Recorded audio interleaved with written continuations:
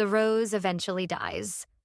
The walls of the house didn't just hold the ceiling, they held the echoes.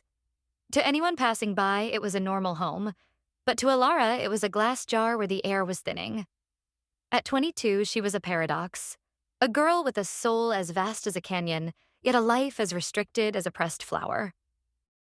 She was a creature of quiet confidence, the kind of person who could charm a stranger at a counter with a smile, only to want to crumble into dust the moment the social stage lights turned off. She was the crazy one, only to those she trusted with her heart. A wild and vibrant spirit hidden behind a shy, silver veil. But lately, the veil felt like a shroud. The house was loud again. The voices of her parents clashing like thunder in a small room, threats of leaving, threats of ending. It was a storm she was forced to weather without an umbrella.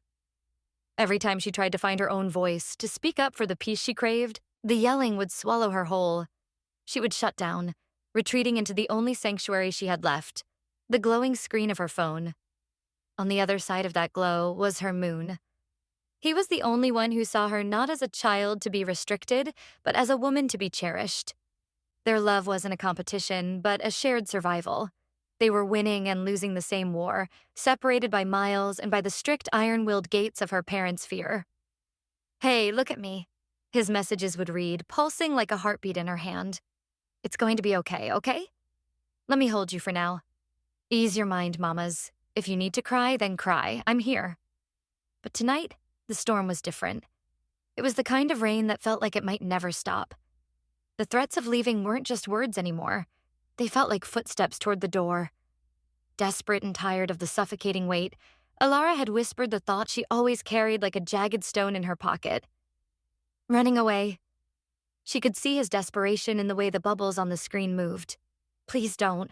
I don't want you out there where I can't find you. But I know I can't stop you.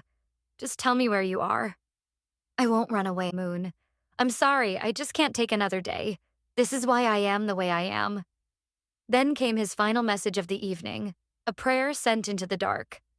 "I hope everything settles down. Please be safe." She stared at the flower, the rose. It was beautiful, but she felt the title of her own life blooming in her mind. The rose eventually dies. She realized then that a rose doesn't die because it wants to. It dies when the soil is too dry, or when the jar is too tight, or when the weather is too cruel for its delicate petals. She felt like that rose, plucked from the garden of her own independence, kept in a vase of protection that was actually just a cage. She felt herself wilting under the heat of the arguments, the taking away of her freedom, the constant fear of being caught talking to the one person who made her feel alive. She looked at her reflection in the darkened window. She saw the loneliness in her voice and the sadness in her eyes that Leo always talked about. She realized that while she was being protected from the world, she was being withered by the very people who claimed to love her. But as the rain poured outside, she felt his words again. "I'm here with you." The rose eventually dies, yes, but a rose also has thorns. Those thorns were her resilience. They were the "see you later," she whispered to the dark. Even if the house was torn apart tonight, even if she was forced to leave the only walls she knew, she realized she wasn't just a flower in a jar. She was a seed. And seeds are designed to survive the winter. She closed her eyes, imagining his hand on her cheek, easing the mind that her parents had made so loud.